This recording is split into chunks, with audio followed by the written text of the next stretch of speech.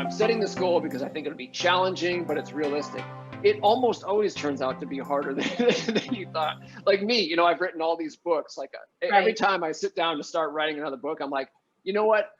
Every book I've written was just practically killed me. But I've been through the process so many times before. This next one is going to be relatively easy. Nope. No, I Always. think that's like, sorry, go ahead. No, you go ahead.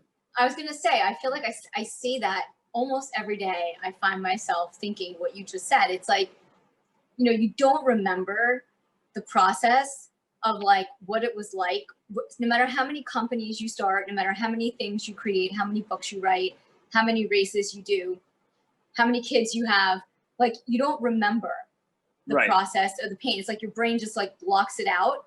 And then when you go to do it again, you think it's going to be easy and it's not. And you're like, Right. why is this not easy? Like it seems so easy. And then you reflect back in retrospect and you're like, I remember it wasn't easy. Like there was a lot that you have to put into something. Yeah. And then the other thing I always say is like, overnight success takes 10 years, Right. so Yes. it's like, yeah, nothing really ever is what it seems. Yeah. And, in the book, I talk about the psychology behind that rude awakening phenomenon. Yeah. It's like our brains are designed to work that way because a lot of things that are really difficult that we're going to need to do again at some point, we wouldn't be able to bear doing it again if we remembered just how hard it was the first time. I think so. It actually, that mentality, that aspect of our psychology, it exists for a reason and it serves a purpose, but it can be a bit of a trap too. So it's just something that, it's one of those things where just putting a name on it is kind of half the battle. Like knowing what's happening, when it's happening. I mean, you still got to do something about it, but at least you're able to say, okay, I know what's going on on here. This is a rude awakening. And then the third type of bad situation is, or the comeback from self-sabotage. And that's it. Yeah. I mean, that's all of us. Like, how many athletes, like, raise your hand if you've never created a problem that you had to solve.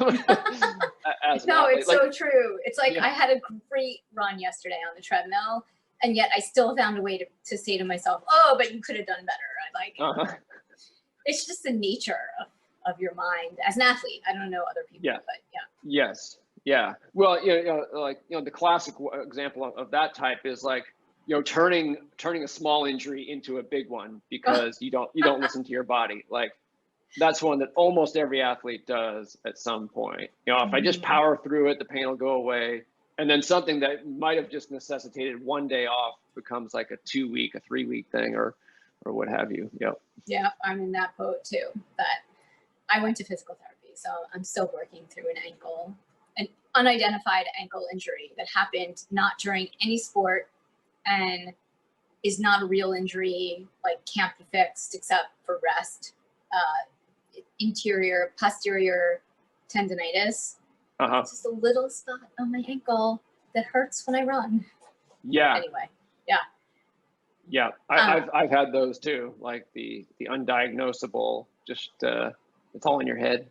Yeah, totally. So I'm just like acting like it's all in my head.